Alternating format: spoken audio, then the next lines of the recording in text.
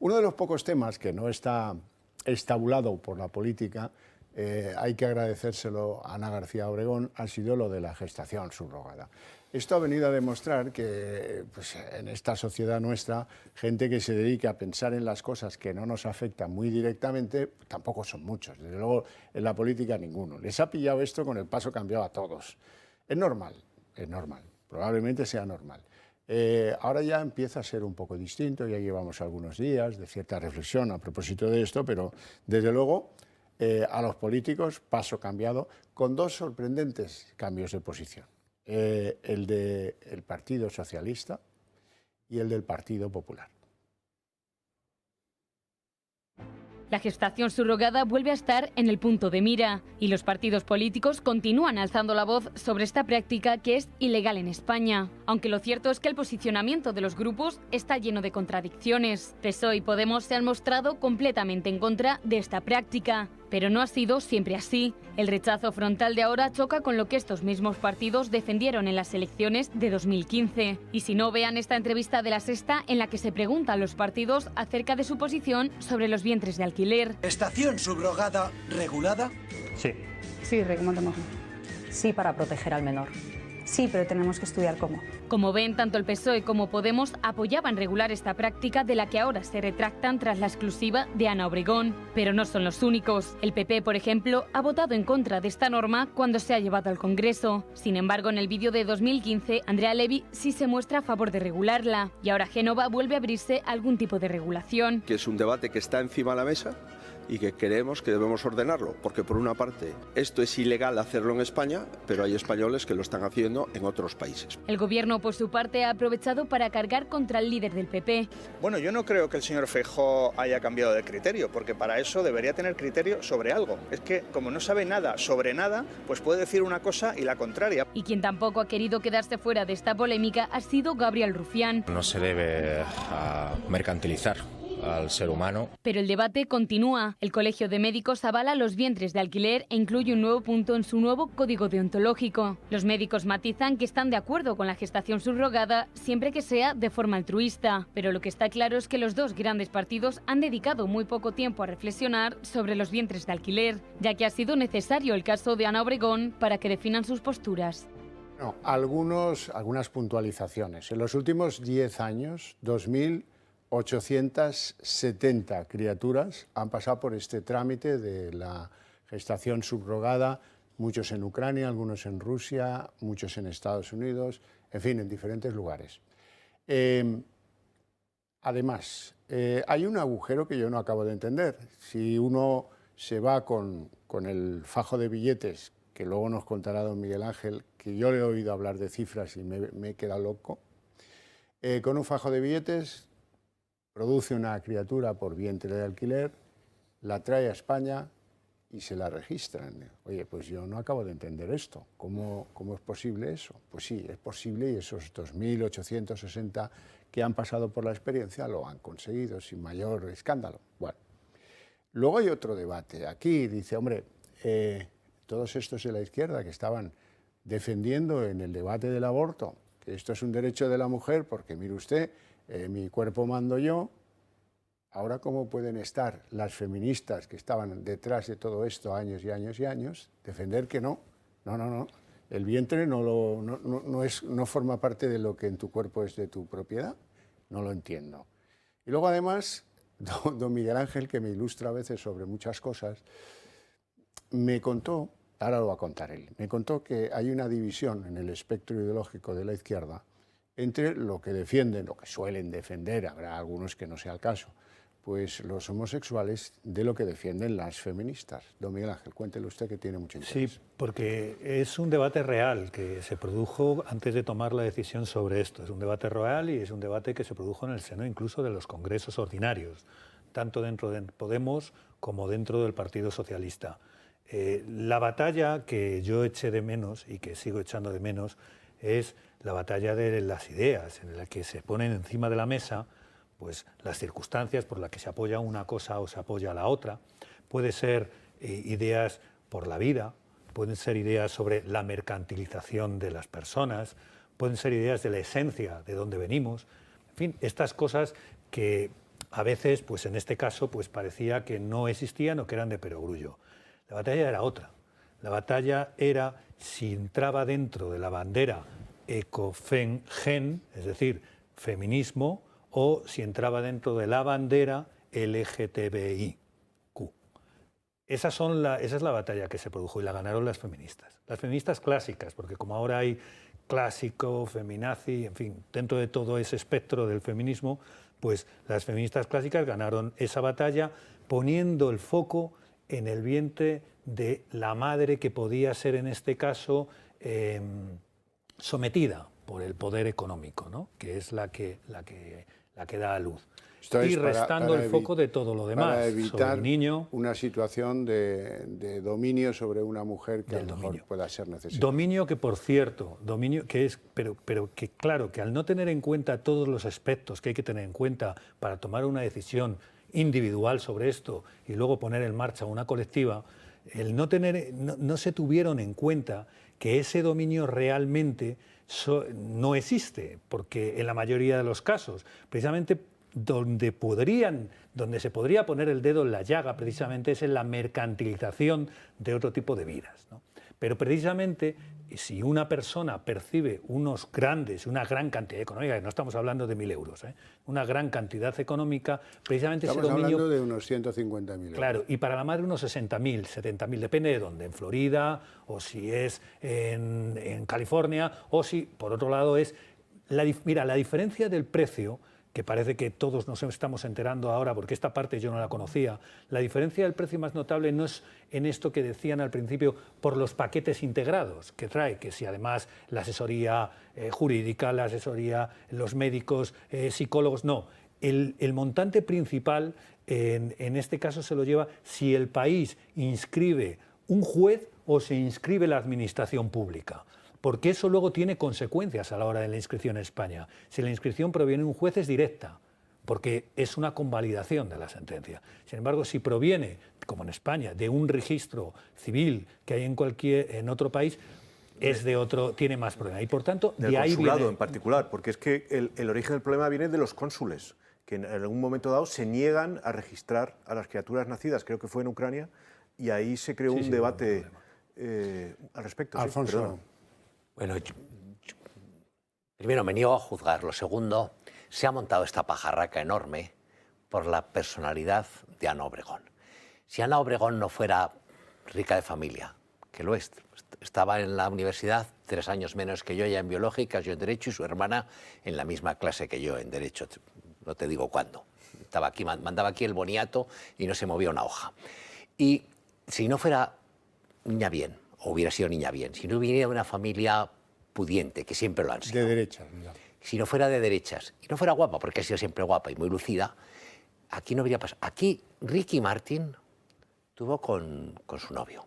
Aquí en España, Bosé tuvo con su novio y después se lo repartieron como quien reparte cromos, ¿eh? O sea, a los hermanos y dices tú para aquí, tú para allá, y no se vuelven a ver en la vida. Y aquí no respiró ni la de Podemos ni nada.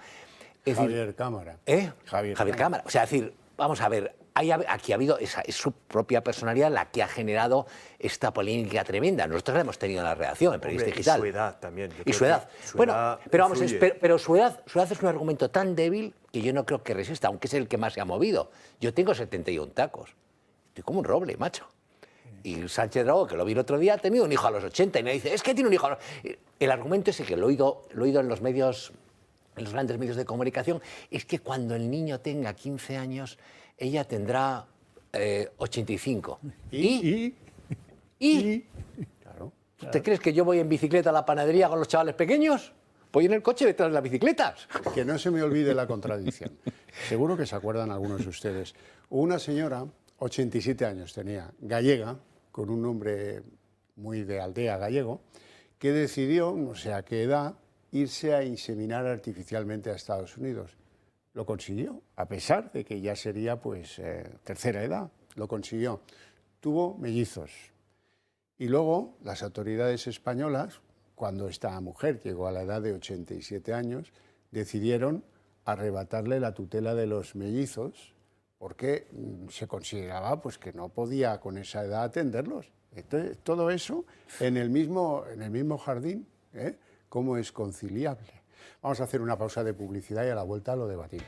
Y Papuchi.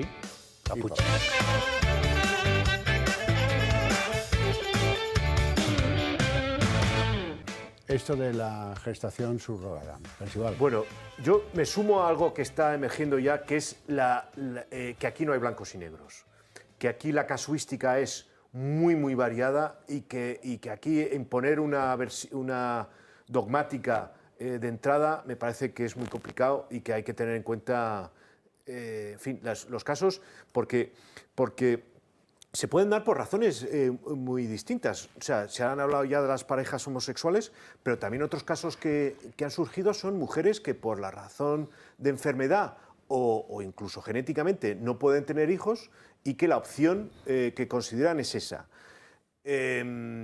Por supuesto, dentro de ese debate está el altruismo o falta de altruismo, pero incluso dentro del altruismo, por supuesto que puede haber una compensación a la persona gestante, a la mujer, vamos, a la que geste a la criatura, porque, en fin, le puede suponer unos gastos añadidos o una falta de ingresos durante el tiempo en el que esté gestando o muchísimos otros casos de gastos a los que tendría que hacer frente. Es decir, que la falta de mercantilización y el altruismo no significa automáticamente, creo yo, en fin, la absoluta falta de compensación económica.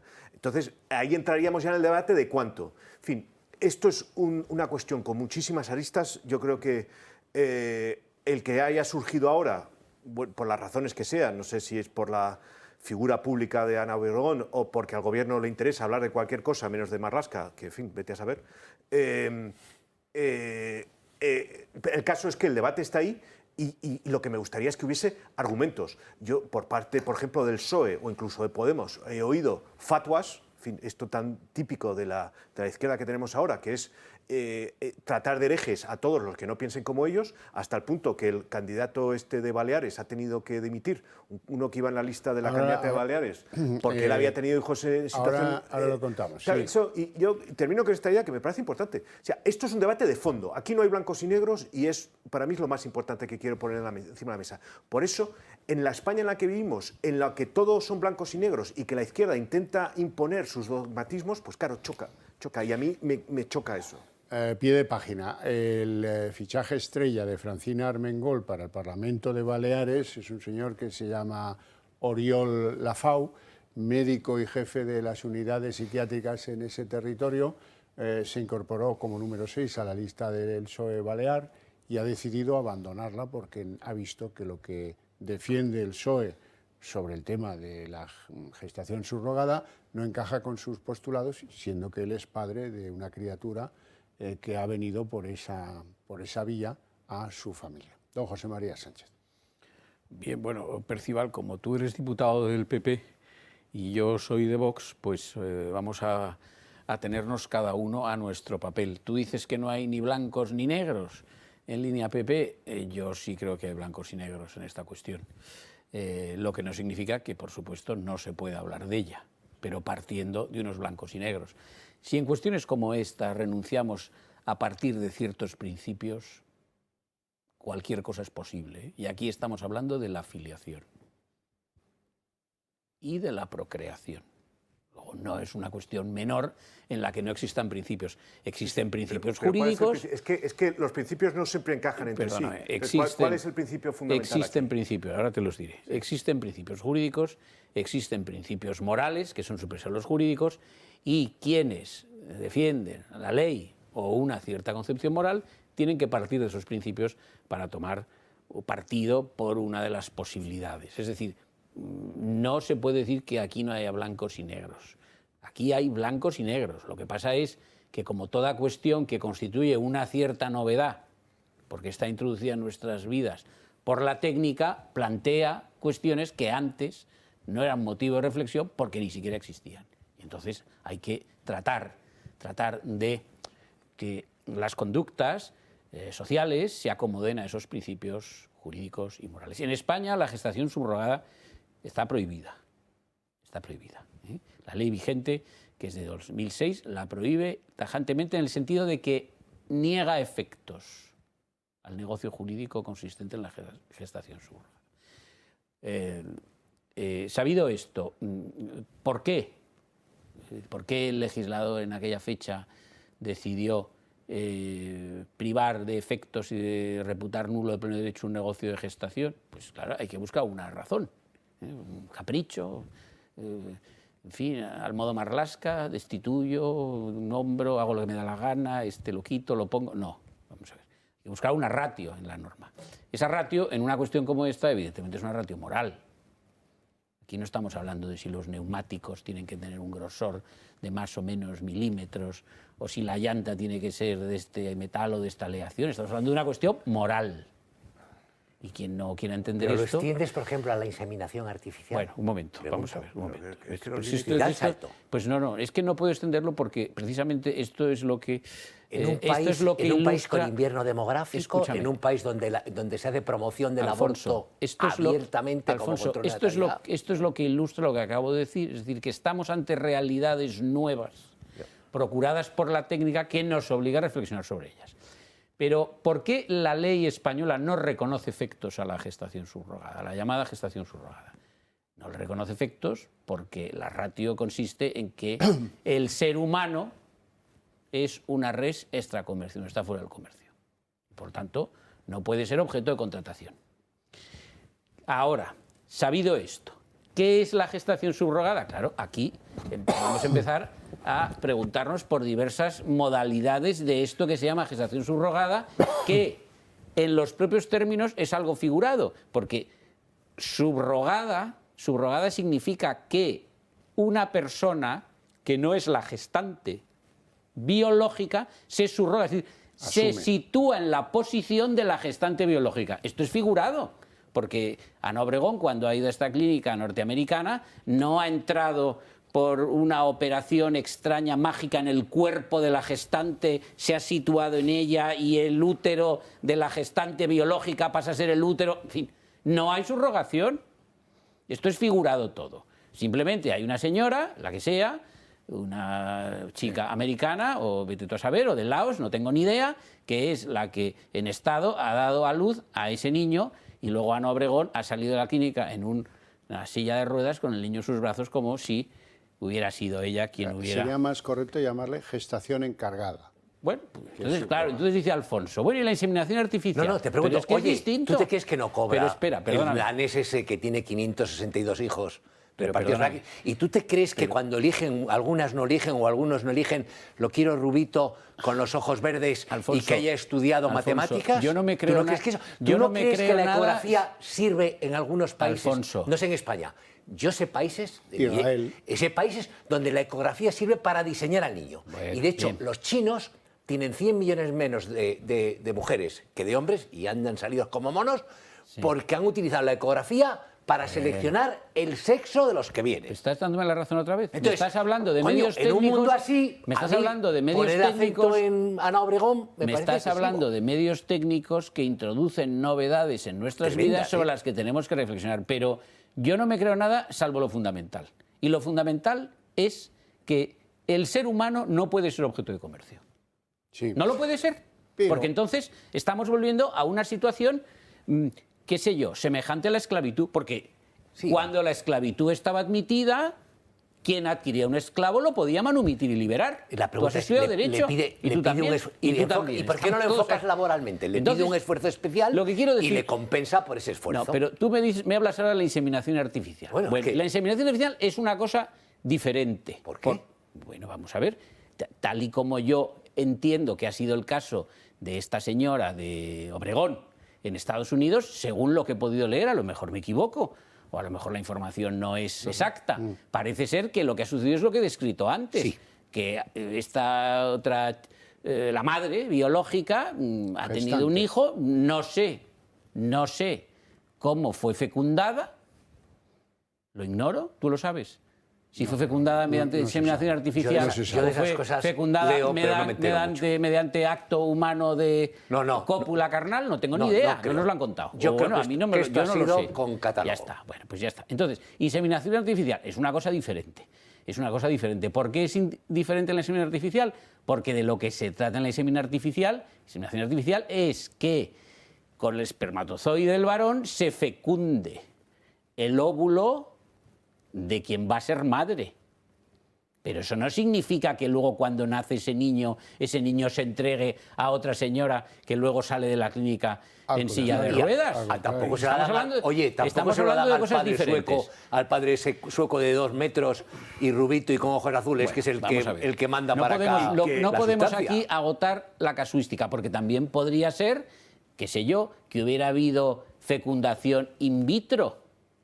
No lo sé. Es decir, no podemos agotar la casuística. Lo que yo quiero decir es que hay un principio claro para mí, que es legal en nuestro derecho y en muchos derechos, la mayoría, salvo en algunos estados de los Estados Unidos, que yo sepa, y en algunas otras naciones en las que hay este tipo de negocio. Tú has mencionado Ucrania. El principio es claro, es decir, el ser humano no es objeto de comercio y, por tanto, esta práctica no puede ser reconocida por las leyes.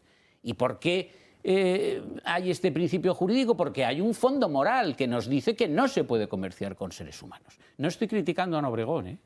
No sé cómo ha sido, estamos aquí reconociendo todos que en detalle tampoco sabemos cómo ha sido. No. Ni se me ocurre, ni se me ocurre. Y además no es la cuestión, no creo que los espectadores, o al menos en mi opinión, no debemos opinar sobre esta cuestión centrándonos en la figura de Ana Obregón. Por lo tanto, vamos a respetar sus deseos, lo que haya hecho, no entro en esto. Sí digo que aquí hay un principio claro. Y por lo tanto, querido Percival, sí hay blancos y negros. Y luego podemos entrar en infinidad. Es que tú mismo has dicho que hay mucha casuística. Si todo fuese blanco y negro, no habría casuística. Pero partiendo de principios inequívocos, que para mí no admiten mucha duda, como este que acabo de formular. Sí, pero, podría formular diciendo más, que Estados Unidos, los estados donde se permite la gestación subrogada, no son democráticos o son inmorales por permitirlo. Evidentemente, si consienten figuras en sus leyes como esta, que a mí me parece que son contrarias a ciertos principios jurídicos y morales, tendré que decir que esas leyes son inmorales. Eso no significa que el Estado no sea democrático, será que esas leyes no están conformes con una norma moral. Y por extensión, la prostitución tendría que estar completamente... Hay una cantidad de actividades humanas... Y la pornografía, todo eso hay que abolirlo también. Sí, pero... Bueno, tu partido es abolicionista en materia de prostitución. Vamos a ver una cosa. Y volviendo a la gestación de encargo, que parece que es un título más claro. Si la clave, es evidente que la clave no puede ser si eso es pagando o eso es altruismo. Es que no hay altruismo. Eso a mí me parece que no puede ser un criterio, pero vamos a admitir... Bueno, es el criterio que tú has mencionado del Código Deontológico del Colegio de Médicos. Sí, pero... Si es altruista, no lo consideran contrario a la... A lo que voy. Digo lo que dice el Código. En España, una mujer que no puede tener hijos, puede llegar a un acuerdo, por ejemplo, con una hermana o con una prima, para que tengan por ella el hijo que ella no puede tener. No. Eso también es ilegal. Eso también es ilegal. O sea que a lo mejor la ley en España se nos ha quedado un poco estrecha. Ya te digo que esto será en términos porcentuales la minoría de las minorías, de todas las minorías. Aquí solo conocemos de famosos con pasta que se traen criaturas al mundo porque no pueden tenerlas de otra forma. Unos porque están casados con personas de su propio sexo y otros pues porque añoran a su hijo muerto en cáncer. Bien, vale.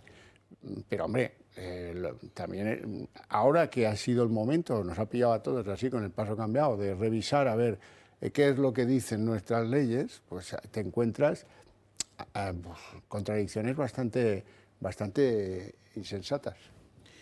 Vamos a ver, tú estás ahora planteando un caso distinto. Pero ese caso distinto en el derecho, en lo que ha sido hasta ahora derecho, aunque claro, con un gobierno como este cualquier cosa es posible, para esas situaciones había una institución muy antigua que es la adopción. Los hijos adoptados no son solamente hijos de padres difuntos que ya no viven. No, hay muchos casos de adopción. Los padres biológicos viven y sobreviven al negocio de adopción, que era en España un negocio esencialmente judicial. Ahora ya no, porque todo esto pues, se ha degenerado y porque lo que era tutela de la filiación como cuestión de orden público ya se trata de privatizar y que se elude la intervención de los jueces, lo que es un error, etcétera. Pero estaba la adopción, es decir, que había matrimonios que no tenían hijos o los tenían y querían tener más y podían adoptar. Y esta es una figura secular en el derecho occidental. Y nunca se ha hecho grave cuestión de ella en materia moral. Es decir, había valor entendido, y la moral cristiana, desde luego, de que la adopción era algo legítimo moralmente. Claro, si ahora tú lo que me planteas es que dos hermanas, una de ellas casada y fértil, y la otra casada y estéril, quiere que la hermana, la fértil, sea gestante de un ser que luego va a ser hijo de la hermana estéril, a saber cómo la gestante y fértil se queda en estado, pues ya estamos con los problemas morales otra vez. ¿Y cómo lo hace? ¿Cómo lo hace? ¿Lo hace de modo natural porque tiene una unión al efecto con el marido de la estéril o lo tiene con su marido y marido y mujer se lo entrega? En fin, oye, es que, vamos a ver, podemos agotar aquí una panoplia infinita pero de casos. Llegamos al cruce de caminos. El cruce de caminos es que la madre gestante de esa criatura que ha venido al mundo por las fórmulas que fueren, no puede ser automáticamente el hijo de su hermana estéril porque la ley no lo permite. No, la ley no permite que esa gestación sea realizada de tal modo que haya un contrato entre ambas madres, la biológica y la figurada, de modo que, por razón de ese contrato, la una le entregue al hijo a cambio de precio. No cabe. No estamos hablando de precio, lo hacemos de forma altruista y por razones de, digamos, de índole familiar o de relación entre esas hermanas o primas o lo que sea. No puede En la ley española, aún sin precio, ese negocio jurídico, en sentido jurídico, es nulo de pleno derecho. Aún sin precio. Claro, pues eso es lo que me parece. Aún sin precio. Que es lo que dice, según el Colegio de Médicos... Y sin embargo es altruista. Bueno, y sin embargo, por definición es altruista. Estoy diciendo que con arreglo a la norma que ha leído Xavier, que aparece en pantalla, del Código Deontológico del Colegio de Médicos, pues cuando no media precio, ellos consideran que no es inmoral o no es contrario a la práctica médica. Mira, la niña de Ana Obregón va a ser enormemente feliz, enormemente querida y enormemente cuidada. Y en un país como el nuestro, con un invierno demográfico como el que tenemos, que es pavoroso, nosotros no vamos ya camino de Japón, estamos peor, creo que hay 2 países peores que nosotros en el mundo. Solo hay 2. En ese sentido, digo, pues, me cuesta, es decir, siendo la ley como es, no pudiendo ser el ser humano objeto de comercio, que lo es en todos los sentidos, en muchos campos.